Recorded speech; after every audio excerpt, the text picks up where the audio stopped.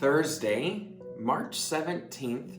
Happy St. Patrick's Day to you. I hope you're having a great day in the Lord, learning how to use your time, your resources, everything for the kingdom of God. And hopefully, if you're watching this is just a quick reminder, maybe to wear green. I'm not wearing green today, but luckily this is a screen and you can't pinch me. But maybe you should wear green for where you're going to work today.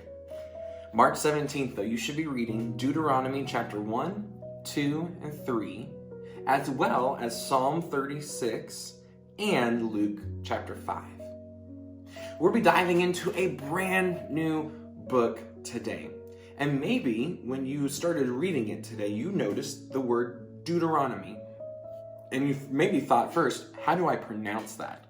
Deuteronomy. It's a weird word. It's a word we don't say very often. It's even a book we don't really read very often together as from the Bible.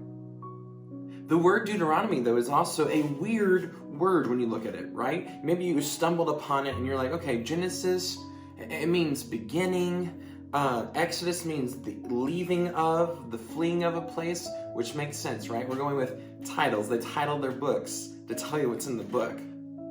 So Genesis, Exodus, Leviticus, remember, just a reminder, was a book written to the Levite tribe to tell them how they were supposed to be priests on God's behalf for his people. Genesis, Exodus, Leviticus, Numbers was all about all the clans and the peoples and how many they numbered, which is why we call it the book of Numbers. And then Deuteronomy, it's the last book in what we call the Torah. And it's actually the Jewish texts. The Jewish people call it the Torah. And it means the first five books is the books of the law. Genesis, Exodus, Leviticus, Numbers, Deuteronomy. Deuteronomy is actually taken from the Greek translation of the Old Testament. And it just means second law, or the repeated law. So everything we read from Deuteronomy is a shortened version of everything we've read so far that God has commanded in Exodus, Leviticus, and Numbers. So when you read through this, you're going to be like, I think I've read this before. You have, just not in Deuteronomy. Moses and God are compiling a list of just reminding the people of God of all of God's commands. And here's why. If you read through chapter 1, and 2 and 3, you're going to recognize that, man, I read these stories already. Yeah. Moses has gathered the people of Israel. They are on the eastern side of the Jordan River, getting ready to cross into the promised land, like we talked about yesterday. And they're separated by the Jordan River. They're getting ready to cross into the promised land, to take Jericho, to take the land for themselves like God had told them to do. And Moses doesn't want to repeat the screw up of 40 years ago.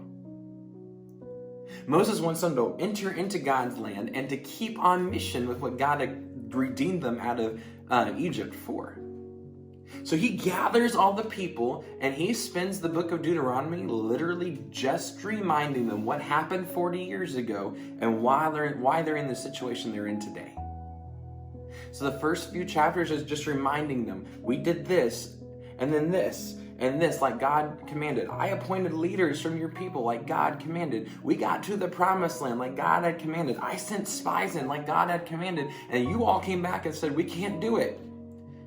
And so then we were subjugated to wander the desert. Let's not do this again. And so he spends, because he knows it's towards the end of his life, he spends the next few chapters, the book of Deuteronomy, repeating what he had told their parents 40 years ago. Repeating the law, repeating what God had done, and reminding them their story so they were equipped to enter into the promised land and fulfill the mission of God. They want to do that. He wants them to do it well. There's actually a Jewish proverb out of this time period that says this: repetition is the mother of all knowledge. Repetition is the mother of all knowledge. They know that if we repeat something over and over and over again, it'll finally stick in our heads and then we have that knowledge. Moses doesn't want them to forget. Don't forget what your parents did. Don't forget how they forgot about God's deliverance and said, accept the deliverance. Trust in your God as he leads you into a new time to do an awesome thing in and through you. And over the next few days, you're going to be reading about more and more ways Moses reminds them to obey God's commands. It reminds them of who they are, of whose they are, and reminds them that they can do it. That they've been equipped for it. That their God is with them, and that they don't have to worry about this next season. It's gonna have obstacles. Jericho's coming. It's gonna have problems, but God is with them, and He will see them through it. Church, it's a great lesson for us today, right? We are in a new season of life as a church. We are getting ready to launch a new physical location. We've already launched digital ones that you're a part of.